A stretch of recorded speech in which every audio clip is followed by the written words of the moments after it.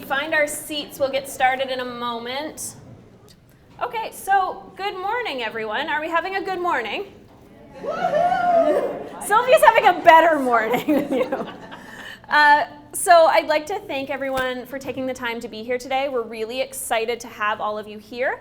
It's really awesome to see a room full of young, enthusiastic writers and all of your supportive family and siblings and friends. And before we begin, we'd like to thank the City of Burlington Arts and Culture Fund.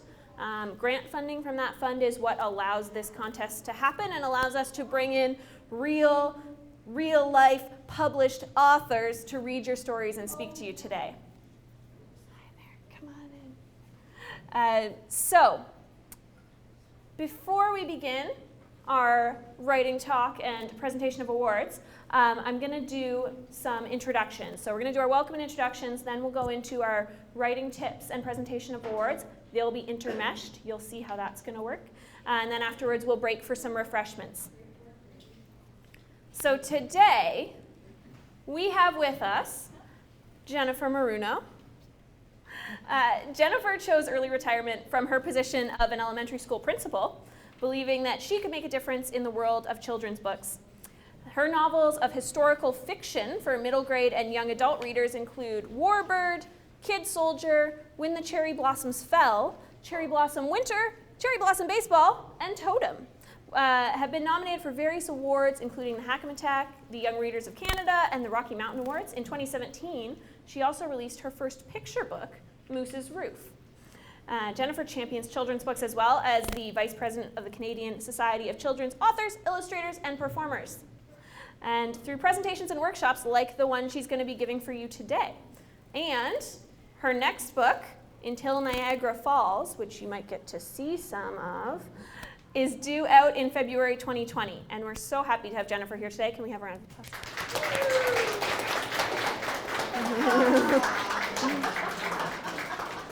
And beside Jennifer, we have Sylvia McNichol. So Sylvia is the winner of the 2011 Burlington Literary Artist of the Year, and she's written over 35 internationally published novels for young audiences. She's served as the past president of the Canadian Society of Children's Authors, Illustrators, and Performers, and as a director for Access Copyright. She's given writing workshops and talks across Canada and internationally around the world. Her Great Mistake Mystery series includes 4 novels so far: The Best Mistake Mystery, The Artsy Mistake, The Snake Mistake, and The Diamond Mistake Mystery, all of which are set in Burlington. Her latest young adult novel, Body Swap, is also set in Burlington, and we have copies of as many of our 2 judges' books as we could get our hands on from our library collection over on the table here. We're very, very glad that Sylvia was able to take time out of her busy schedule to be with us today as well, so if we can give her a round of applause.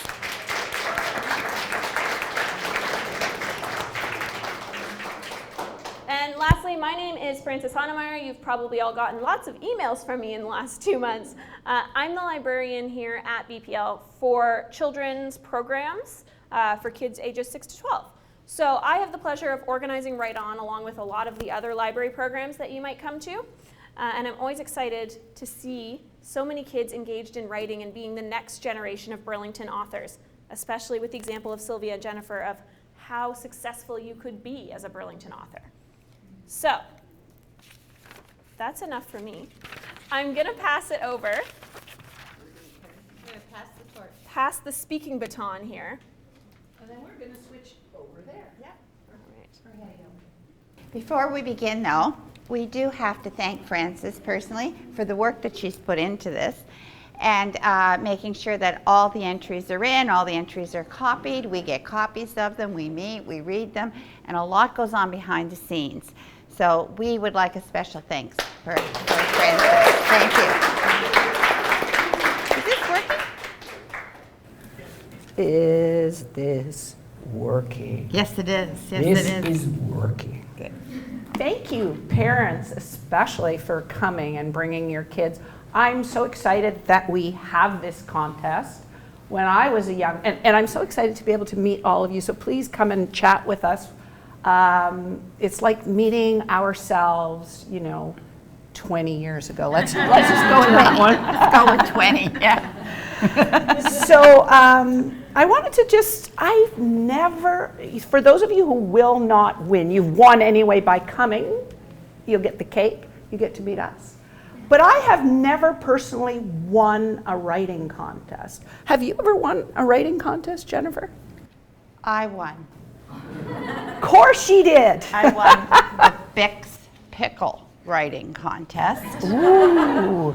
You had to write a slogan, and I am the inventor at the age of 10 of the slogan, and I think you're probably all too young to remember this slogan, "Pick a Pickle by Bix."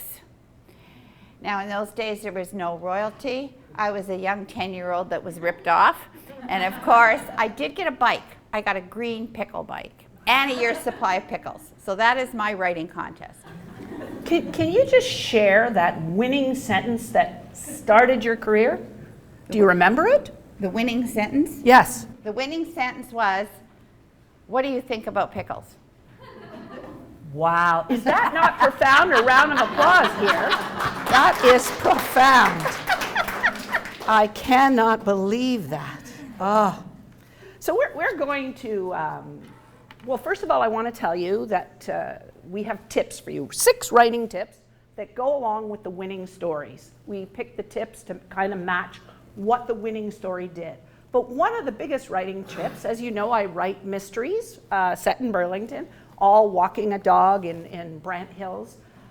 So the first thing I cannot do is give you the ending right away. I can't tell you who it is. So we're embracing the idea of creating suspense by making you wait for the winning name or how do you say. So this is what we're going to do. We're going to talk about the writing tip. We may chat a little bit about how we've used the writing tip in our own work. And then to draw it out a little further, we're going to read from the winner. And this has happened to me. And then you're going to see someone's face light up, and then we will announce the winner. All right. So the first tip is yours, and it's create a strong opening. So I'm going to ask Jennifer, what is your favorite opening in your book? I had to go. In any book. I had to bring this book with me because this one is consistently signed out in the library, right?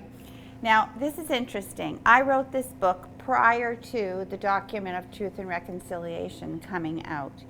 And I wrote it because I grew up in Niagara Falls, and there was a fellow in Niagara Falls my father knew who had experienced the residential schools. And I always wanted to write for kids like you who would know nothing about it. I wanted to write a story about the residential schools. So I wrote these opening lines. To hold it for yeah. Johnny Joe couldn't remember the first time he noticed the old Indian with the long flowing hair standing in the woods. He figured the old man watched him because he was the only white kid on Cooper Island. The other boys never paid any attention to the guy. When Johnny called out to him, they all just laughed. "Watch out!" the old man yelled out one day. Johnny looked up just as a load of firewood tumbled from a truck. When he woke in the infirmary, the old man sat on a chair across from his bed. "You got hit hard," he said. Johnny touched the lump on his forehead and winced. A nun moved to the side of Johnny's bed. Her milk-white hand passed him a damp cloth. "Put this on your forehead," she said with a touch of annoyance. Johnny turned to her and whispered, "I don't know the name of my visitor." Her eyes grew wide under the panel of starched linen. "Who are you talking about?" Johnny said, "The man in the chair." "You really did get bumped," the nun said. "There's no one sitting there." Ooh. So my favorite opening is just a one-liner. "I'm not gonna love you." And that is from Bringing Up Beauty. And that won the Silver Birch in before you all were born. I wasn't even born. I don't even know how I could win it. I'm not going to love you. I'm not gonna love you. That's the opener that sailed my career, really. So, all right, we are going to now read from the story that we felt had such a strong opening. Now, I'm going to say this to all of you before Jennifer, because I'm drawing up suspense, as you see. The Booker Award. You know how they had like 2 books that were tied? In this contest, Jennifer and I had 2 books that were kind of tied. And we were saying, well, we just have to have a tie. But no, the rule is no ties. So it was lucky kind of that Frances and us agreed on one submission. But this is just to say that all of you were kind of so close. That's the problem, yeah. All of them were good, very good. And that also comes from the opinion of a school principal as well, just so you She's so scary. I know. Okay, ready? 3, 2, 1, blast off, grasping on tightly to the last bit of air she could possibly acquire. As the empowerment and eagerness burned inside her, she took the first step and drifted off into the sky. The fresh breeze hit her with subtleness. The delightful melody of music swept through the air. The millions of tall, green, shining plants and floral blossoms of all colors combined together to create such an enchanting, breathtaking scene. This is where she belongs. This is her home. There was no time to waste, as she was on a mission. Great opening paragraph called The Flight. By Isabella Condia. Where are you here? Salazar. Are you here? She's not here. Isabella is Isabella. not. Come on, where are you? Yay! Come up. Well done. Well, do we hug or? Yeah. Oh, congratulations. Well done. You don't want Congratulations. hugs, fist bumps, whatever. And here's a certificate.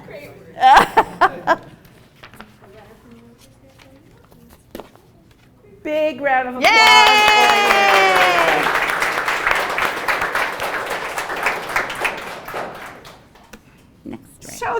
you. So you've already got 2 writing tips, because I used to work for a magazine and I was in charge of 537 things you want to see in Toronto, right? So, Jennifer really strongly only wanted to have 5 tips. So this is me being rebellious and sticking other tips in. So you have create suspense by making people wait. And we always have, the creating the strong opening, and Isabella demonstrated that really well.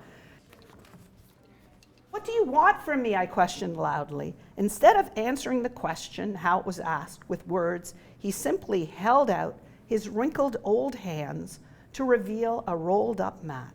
Well, it was more like a decorated Asian quilt. It appeared to be sewn out of 1,000 different sized pieces of fabric, much like the gift giver himself's clothing. It wasn't much of a present, but it could have been a diamond necklace, and I still wouldn't have accepted it. Would I have? No, I wouldn't. I knew better than to acquire things offered by strangers. Didn't I? Yes, I did. Then why did I feel myself reaching for the quilt, taking it into my own arms, holding it to my nose, and relishing the sweet scent of musky old blanket?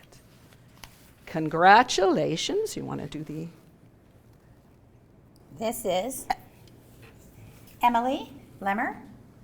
For the Where are shabby. you? Yay! Oh my goodness, for the shabby. What a treat. Now I feel like you have to hug me. I am that effervescent person. If you just want to do the... Frances is finding that painful. I'm turning to story time where I can't touch a kid unless they come up to me. Shake Frances's hand. No, she's trained. No, what trained. happened to me, I have to tell you that in Canada we're not allowed touching children, we're not allowed having our pictures taken with children. I went to Colombia and visited like 14 schools a day, and every child wanted to kiss, boys, like teenagers wanted to kiss me and hug me. And my publisher laughed. He said, "Oh, you Northerners, you just all want to no-touch me." But I'm not. I'm truly, in my heart, a Colombian. I like hugging. but I do need to kind of tone it down, perhaps. So what are we doing now? We have another writing tip. We do. Do you want to give the writing tip? The writing tip is Do you want me to hold it? I can hold it for you. Okay. The writing tip is using real experience. And that's interesting because when I talked to you about the pickle contest, I love that story. I put that into my latest book about a young girl winning or trying to write this pickle contest. And with another young girl who enters contests freely and didn't get the idea that you were supposed to sit down and really think about a slogan. And in those days, Tony the Tiger was really big. The book was written in the 1960s, and so she keeps writing, Tony Tiger thinks pickles are great, or pickles are great, or Tony the Tiger loves pickles, and the other girl is like, rolling her eyes like, this is not what you do to write a slogan. So using a real life experience, and I will add one thing to this real life experience. I still have the letter that came to me from Vic's Pickles, but I guess my handwriting was not so good as in grade 10, and they wrote it to Miss Jacqueline Fuller. Fuller was my maiden name. And my mother was so upset that this letter, which was going to be a testimony to my career as a writer, had the wrong name on it. And I said, don't worry about that. That happens all the time. I got a contract recently from a publisher with someone else's name in it. So, I mean, it happens all the time. So using your own experiences, I'm going to read from this that story. I can hold. Yeah. And it says,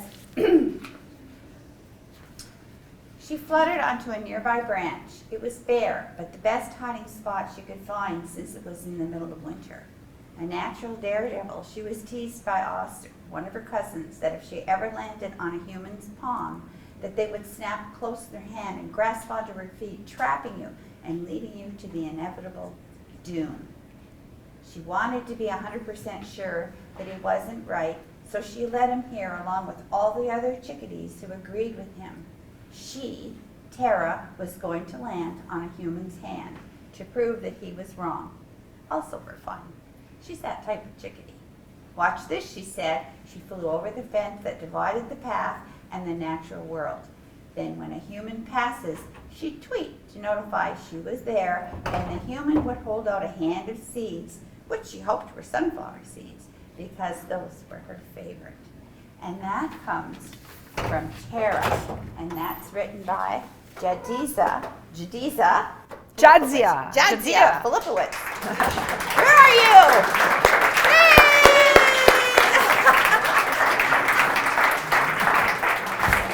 Love you. Love you too. Well done, well done. I love you too. Did you say I love you too? There you are. Ah, we're back. So that was using a real life experience. We all read these stories, and it just hit me. How many times have I gone to RBG and tried to feed a chickadee? And one of the things in the story was just that chickadees are fussy. You know this. Like if you bring bird seed and it's got corn and all that kind of stuff, they just, they just take the, the hamster seed, the black one, the sunflower seed. That's what they really want. Yeah. And of course, the tagline for this contest was it tasted disgusting. So that's the way it went. So writing tip 4, this one's really important. When you say it's probably one of the most important ones, right? And that is writing about your passion. And the challenge, I think, is if you write for yourself, you can write anything you want. But all of us in this room have to write for work, for presentations, letters of complaint. We all have to write. And these are assignments that we are not passionate about. Do you have any writing tips about writing about your passion? Or finding your passion when you're not passionate about writing? Finding your passion is really important, because I spent a whole career writing report cards, responding to complaint letters, writing a newsletter, writing all those kinds of things. And that's when I would then go home and write about my passion. My passion is actually history, and it's about making history come alive in the eyes of young children. And I am so passionate about history when I'm researching a book, sometimes I completely forget to write the book. I'm so busy researching it. So that is my passion. And your passion. So now, tell us your passion. Oh, I'm sorry, my passion. Oh, that's true.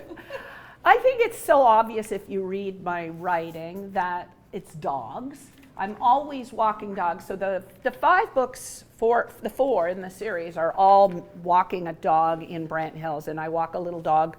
My dog is Morty, and he actually plays the part of Pink. The other thing that I'm passionate about is death. And this is a strange one, but it really upsets, yeah, you're looking at each other, whoa.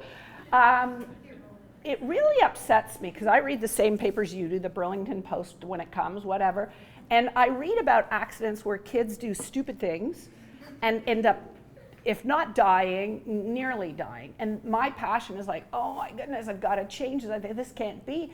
And I have to explain this thing to me. So I created this series with a Norwegian company where the main character dies of something stupid some kid did in Burlington, goes to heaven, asks for another chance, gets a week, and then in that week tries to change the world. And so you've got Dying to Go Viral, you've got Best Friends Through Eternity. All those books have my passion, not my passion for you dying, my passion for, oh my God, don't do this. I'm not trying to lecture you, but don't do this anyway. This story is based on a passion for climate change, and there is nothing more passionate right now than climate change. Mother walked up to me to what seemed to be a vast white hill of rocky ice. It was so high, I felt I could touch the clouds. As I looked beside me, I saw a wonderful sight. Whoa, I gasped with delight. I have never seen these creatures before. What are they doing here? The creatures splashed around through the icy water as Mother responded. These are narwhals. They are breaking some parts of ice so they can detect the ice temperature, the water pressure, or to hide from predators.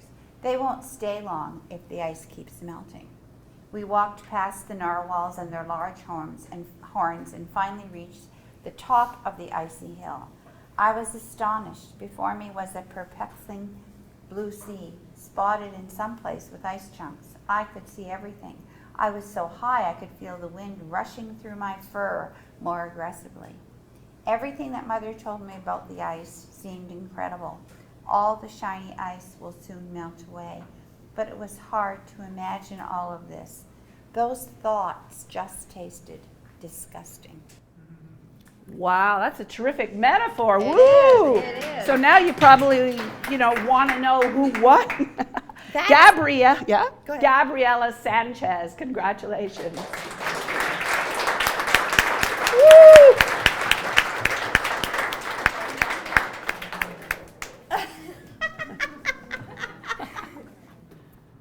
Congratulations. Excellent. Right. Yeah.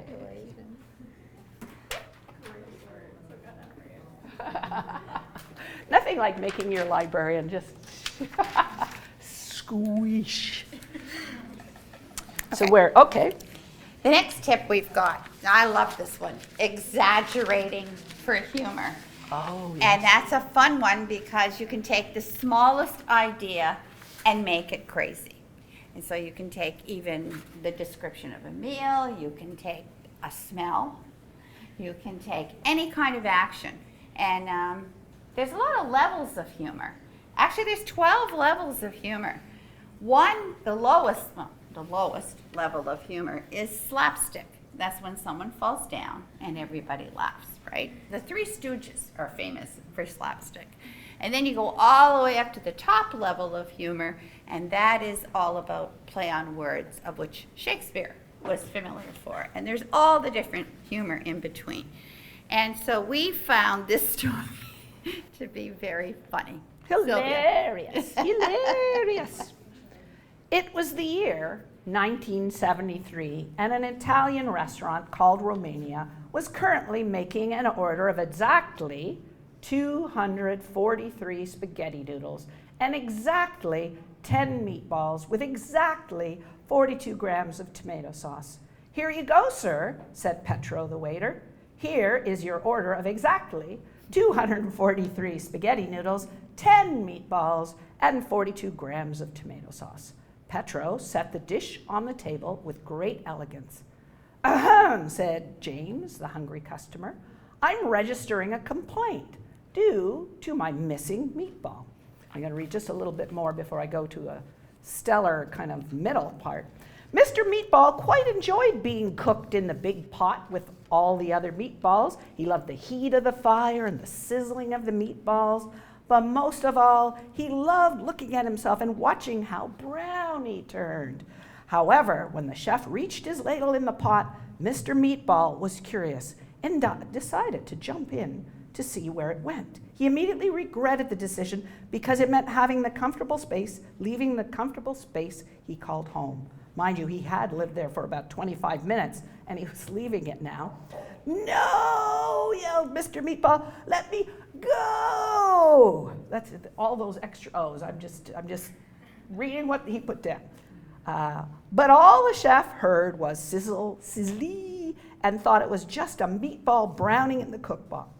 So when all 10 meatballs got poured into the bowl with the noodles, Mr. Meatball decided that this was too much and devised a plan to escape. This is, and then we go to the middle. Here's an extra writing tip. The hard part when you're writing, you're so excited about your story, and then suddenly nothing happens. That usually happens With us. Yeah, chapter 4. Yeah. And chapter 4 schematically would be, what I'm reading now. But this writer rose to the task. The middle did not sag at all. Usually you introduce a new character when your plot starts sagging or your middle starts sagging, a new goal, a new complication, a plot B, as it were. So here we are in the middle. Meanwhile, our meatball friend had gathered all the meatballs in a secret meatball meeting and was talking in a hushy voice. Oh, that's not hushy. I, Mr. Meatball, am going to lead a great meatball revolution. We all need to make a perfect plan, but it cannot include the cow's butt. I know this because when I used it to get back in here, it farted, and it got in my mouth. Ahem, Mr. Meatball, scoffed a young brownish, goldish meatball named Brian. Will you tell us what it tasted like? Ah, sighed Mr. Meatball. It tasted disgusting. And who's our winner? Our winner is Avery Roberts. Are you here? Woo! Avery, So Avery and everybody else, we didn't know who you were, so that's why we're stumbling with your names. We're only presented your names after. Yeah, First it's numbers, right? So the numbers, that way, because Number 44. Jennifer and I know a lot of kids in Burlington. We went to 12 schools last year and 12 schools this year. We know a lot of Burlington writers, and we have to keep your identity secret. That is why, otherwise I'd know your name. I know your story, I don't know your name. Right. This last tip, actually, Sylvia had to give to me. We have a writers group. We meet every Tuesday at my house. We all come with our bits and pieces and our scraps of paper, and we read to each other because you need an audience when you're a writer. And I was really struggling with the end of this book. I couldn't get it finished. It was going on forever. I brought this to show you what a book looks like before it goes, here, hold this Okay, up. I'll hold it Before it goes into print. So this is it here. upside. Oh, Yeah. let's see the cover first. Well, they send you the cover this way. The cover, they show you the back and they show you the front. This is the new book coming out. And then this is what the manuscript looks like before it goes to print. And these are all the little things that they tell you to fix. The editing goes on forever. I'm going to leave this out for you to have a look at it. Don't read the whole thing, though, while you're here. It used to be called an ARC, or Advanced reading copy, First yeah. it was called galleys because it used to come off the printing in huge sheets. Yeah. But now all it is a PDF.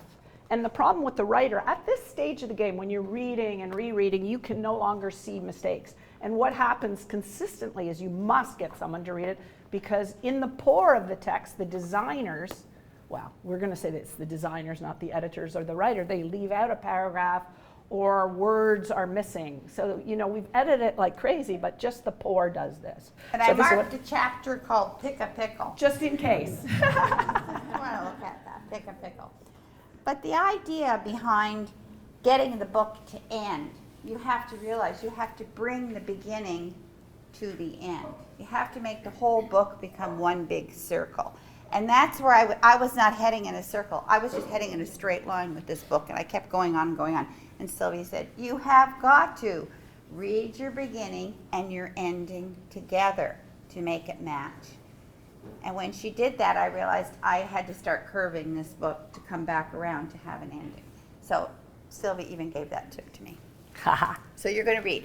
I am going to read, but I'm just going to add because this is our last one. Yeah. So Yeah, it's our last one. Suspense, delay. Ah. So reading the beginning and the end. So I told you that I worked for, maybe I didn't, I worked for a magazine 8 years, and we all had to do everything. And one of the things I had to do after reading something 1,000,000 times was to proof it. And one time I was in the Yukon for Children's Book Week, and the last pour of the magazine came in. It was called Today's Parent. They left off the apostrophe in today. And there I was, up north, not feeling kind of impotent. But here is the way it works for me. Once you've read something 1,000,000 times, this is a self-editing writing tip, not just for those of you who write stories, kids or adults, but also if you're writing a report or anything. If you want to catch those little they're not substantive errors, they're copy edit. If you want to do your own copy editing, I read backwards.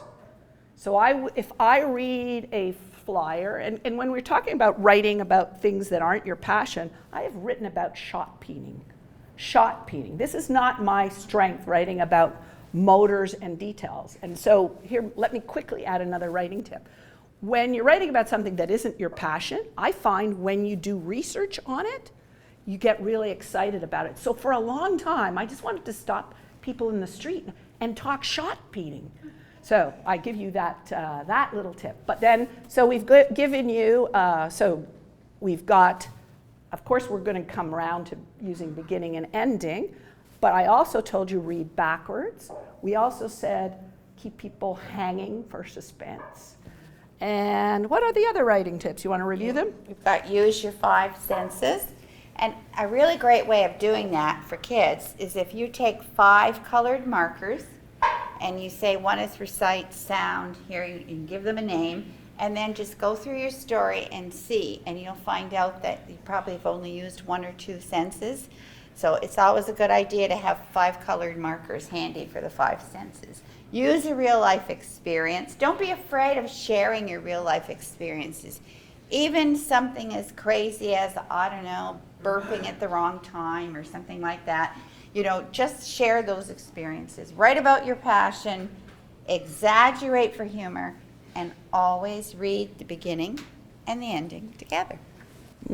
I just wanted to add, using 5 senses, one of the things that I admire about Jennifer, and I really want you guys to read the Cherry Blossom series because she will put you right in Japan. She will put you right in Western Canada when this young character who's phenomenal struggles with racism and playing baseball.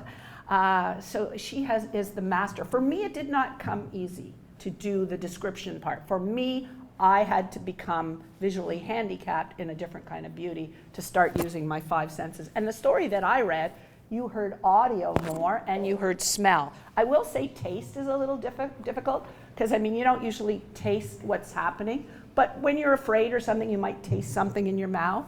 Like my mouth tastes dry. I'm so afraid for this last person. Oh, wow. Oh, man. Suspense. All right. The suspense is just killing me. Killing me. All right. I opened my eyes, but all I saw was nothing. I looked around as my eyes started to adjust to the dark when I realized that I was in something. It felt small. My body was compressed in a ball and I couldn't move, but something told me that I had to get out. I pushed with all my might against the wall that held this prison. Then, crack! The shell of the prison broke. I crept out and I saw someone staring down at me. She looked like me, but older. "Hello, little one," she said in a whisper. "I'm your mother. I'm going to call you Shadow." Shadow? The word felt weird saying out loud. "Bye, little one. It was nice meeting you," said my mother. Bye? That made no sense, I thought to myself. "Aren't you going to stay with me?" I asked hopefully. "No," she answered. "Why?" I yelled. "You are my mother. You're supposed to stay with me." "I can't," she said. It's the way of life of a fer-de-lance. My mother did the same thing to me, and now I must do the same to you. I'm adding that part. You're a great snake. I'm a great snake. So we go to the end, because remember the tip was circling round to the beginning. And before I knew it, thousands of feet started to race towards us. Hope and I dodged them as fast as we could, but one managed to hit my tail. All I could feel was pain and anger as I felt my teeth come out. But I heard Hope's voice from a distance. Shadow, stop. Turn your anger and pain into happiness and stillness. Isn't that a great motto for the election? Let me repeat it. Turn your anger and pain into happiness and stillness. My emotions felt different this time. My fangs wanted to bite, but my head did not. My fangs listened to my head, and I tucked them back in. Shadow, you did it, cried Hope as she wrapped her body around me in a hug, and she was right, because my venom was controlled at last. And now we come to the big finish, epilogue. Years later, a little snake's eyes opened. She crept out from her egg to slowly focus on two amber eyes. Hello, little one. My name is Shadow, and I'm your mother. I'm going to call you Faith. Now, Faith, let me tell you what it's like to be a fer-de-lance. Big round of applause. Yes. Elena Fellows. Elena, She's not here. are you accepting on her behalf? Why don't you come up and accept? Do you know her? Oh, Come and accept on her behalf. what a Elena true Fellows. friend. There you go. Do you write together? Are you friends? Seriously? Oh, you should form Do you a write writing together? group. We were writing a book together, but then Christmas holidays started and we just kind of.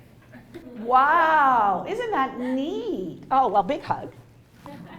Congratulations. Congratulations on behalf of Elena Fellows. That is another, yeah, we get a second hug. That is another writing tip for all of you, parents and kids. Make sure your children find other friends who are into what they're into, writing, because otherwise they feel too weird about it. And Francis and Jennifer and I are working hard so that next year we will have writing sessions at various libraries. We're going to go for grants and do all that kind of thing so that your kids can come out on a Saturday and learn not from me or Jennifer necessarily. We'll have the other local authors, Rebecca Bender, Lana Button, maybe Melody Campbell. It will be a wonderful experience for your kids to continue in their interest. But if they can find like-minded friends, that would be wonderful. Now we're going over to Francis to congratulate everyone. And let Jennifer and I really want to tell you thank you for entering. Wonderful contest. They were great stories. I'm sorry you all couldn't win, but there are Booker rules. Okay, so to echo what Sylvia just said, we want to congratulate everyone Just for entering a story. We're very inspired by the amount of creativity we got to experience, the amount of hard work we could see in your stories, and all of your bravery just for submitting a story. That's not an easy step to take. And we want to encourage you to keep writing because, as they will no doubt echo, that's the only way we improve is to just keep going. So I would still like to call up everyone else that we have today. So we're going to work our way through. You're not all here, so don't worry. We don't have that many names to go through. But if I could have Michaela Alfano.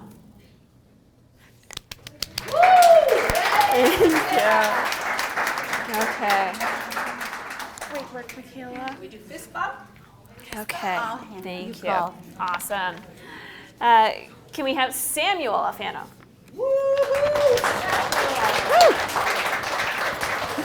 We can do fist bumps. Congratulations, Samuel. Well done. Rachel Bresnahan.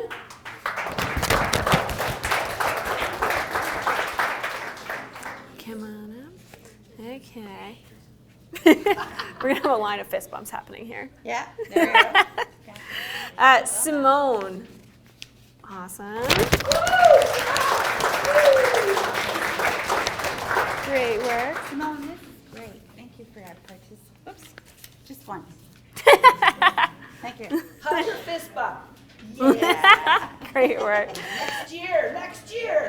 Mia.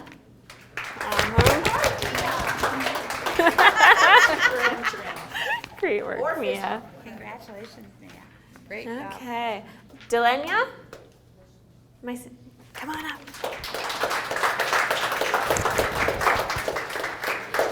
Well done. By the way, I may use your children's names in books, so you need to buy my books or take them out of the library. Great Go work. get it. Oh, you're going to get it no matter what. You can run, but you can't hide. Layla. Layla! There's Layla. Congratulations, Layla. Great work. Keep writing, my dear. Keep writing. Keep writing, kids. Connor. Great work. Boy, you have to choose positive. Connor, turn around. Mom wants to come right here. Oh, look, we're making you a star. There we go. Good. Good work. All right. Alex. There's Alex. Great work, Alex. Congratulations. And Chloe.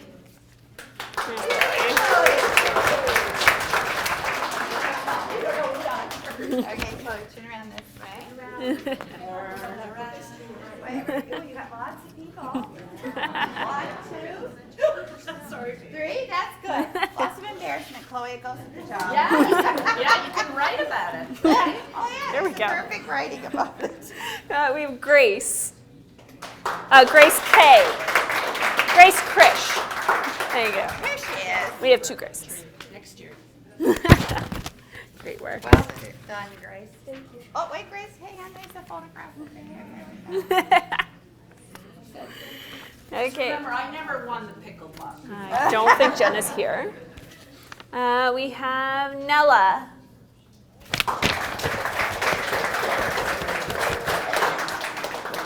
Great work.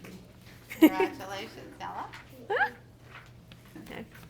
Good. Oh, maybe I should be in the picture. Come in the once in a picture. while. Come, yeah, come. There we go. Thanks, Awesome. Sure. Okay, I don't think Ruby's No, Ruby. here. Ava. No? Okay, Karina. Karina Gould is here? Even better, Karina in bright pink. I'm voting for you. Great work, Karina. Good, Karina, turn around. Back up. Turn around. Hold it up.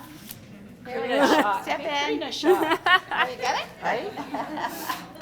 Okay, and Charlie. All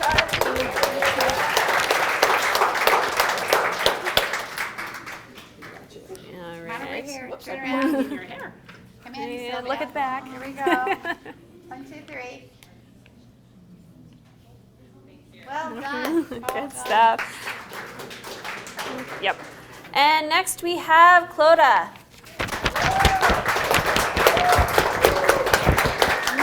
That's a good name. I have to use that one. Turn around. Seriously. Look this way. See, Mom? See, Mom? Okay. This. You can hide behind it if you want to. Smile. I just want to add, for those of you who want to have souvenirs of your kids, we are filming this, and if you leave your name and contact, we'll try to get little snippets of your kids for you. Also, after this, we would love to interview whoever feels comfortable doing that on camera, and it doesn't just have to be the winner. I want to know why you entered, if you enjoy writing, if you enjoyed the contest, that kind of thing for the camera. Thank you. Okay, next we have Gabriel.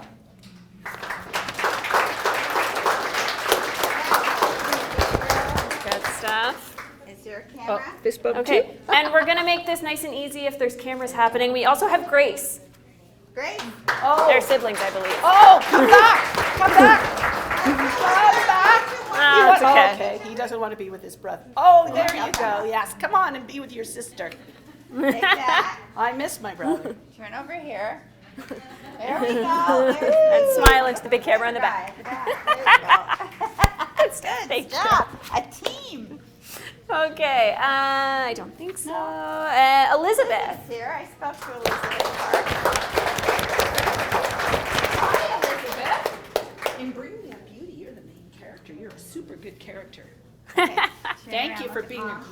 character. Come over here. Beep, beep, beep, beep, beep, beep. There we go. There's Mom. Great. Okay. And Ella. Oh, yay! That's another. Okay. Ella, you have your writing with you? Well done, Ella. She travels with a diary. That is brilliant. Okay, Ella, take a look over at the cameraman. There we go. Okay, and Haley.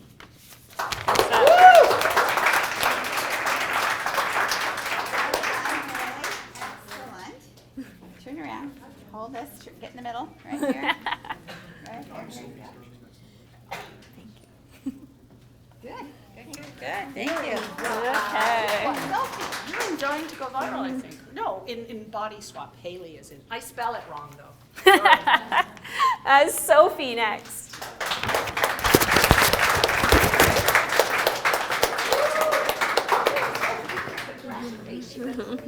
Great work, Sophie. You don't know how hard it is Okay. just to submit. This is really, truly wonderful. You That your have kids to be have the brave. confidence and courage to enter. Okay, Shivani.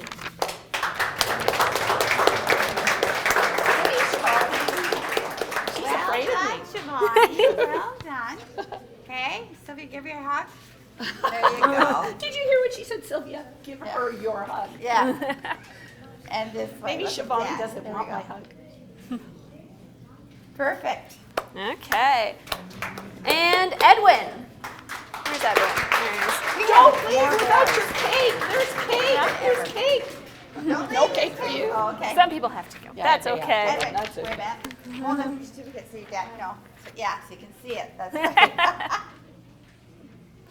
Okay, This good year stuff. we had more boys than ever. We're very Yeah. glad to see that. More boys than ever. Okay. Is there any other writer in the room that we have not called up yet? I think I got all of you when you came in. Lauren, Jenna, Ruby, Ava. Oh, Okay. beautiful. Okay, we have somebody you for Jenna's Jenna. certificate. Okay, in that case, we're through our certificates. So, There's Jenna. this brings us to the end of our formal program. So, I would like to, do I have a slide for this? No, I don't. We're going back to background. I would like to just thank, once again, Sylvia and Jennifer. Can we give them a giant round of applause for being here today?